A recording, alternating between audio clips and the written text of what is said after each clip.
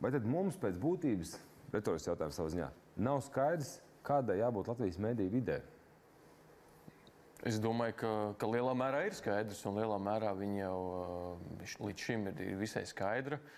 Un būtībā jau, lai arī šai sēdē es biju lielākais, varbūt, kritizētājs, liela daļa un tie mērķi, arī, ko tu nosauc, viņi jau ir atbalstāmi, ja, par kvalitāti, un kurš iebildīs, ja, par neutralitāti, kurš iebildīs, ja, un tā tālāk.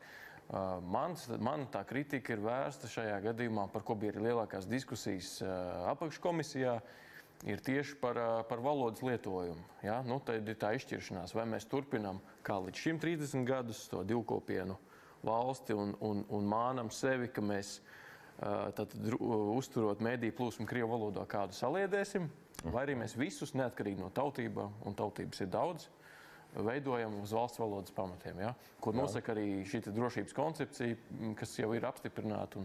Un to es arī norādīju, ka, man liekas, ja ir apstiprināts strateģiskās drošības jautājums, jo mūsdienās jau mediju vidas informatīvā telpa, tas ir drošības jautājums, ja?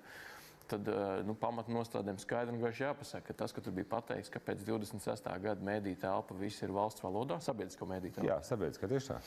Tad arī mediju pamatnostādnēs tas ir jāpasaka. Un, viņi, protams, saka, ka viņa latviskos, tad latvisku satura īpatsvars pieaugs, bet pilnībā pāriet, ko paredz drošības koncepcija, šobrīd neplāno. Un līdz ar to es arī teicu, ka tā ir atkāpe un drīzāk tuvošanās tam, ko Pleskavs tajā nopludinātajā Kremļa plānā, ja, ko viņi saka par sagatavošanu. Pirms militāra uzbrukuma ir valodas un kultūras klātesamība jāstiprina. Un, diemžēl, ja, apzināti vai neapzināti, bet tas sakrīt ar to, kādi šobrīd tiek veidot šie dokumenti par interneta telpu. Bet es tev varbūt papildus jautājumu, vai var mainīt to, ko iepriekš pieņēma attiecībā par valodas izmantošanu un publiskā resursa izmantošanu Krievu satura veidošanā sabiedriskā medijā, jo tas lēmums ir pieņemts, viņš jau vairs nav maināms.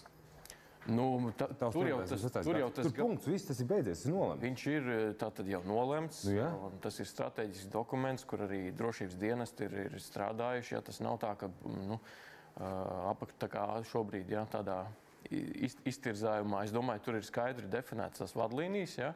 Protams, katrs mēdījis jau pēc tam ievieš to saturu un tā tālāk, bet ir skaidrs vadlīnijas, ir pieņemts dokuments, strateģiski svarīgs drošības dokuments, un šobrīd iekrampēties, mums ir jāatstāja Krievu redakcija Krievu valodā, ja, vai kaut kādas citas ekstras, kas nevienai citai mazākuma tautībai šeit nav.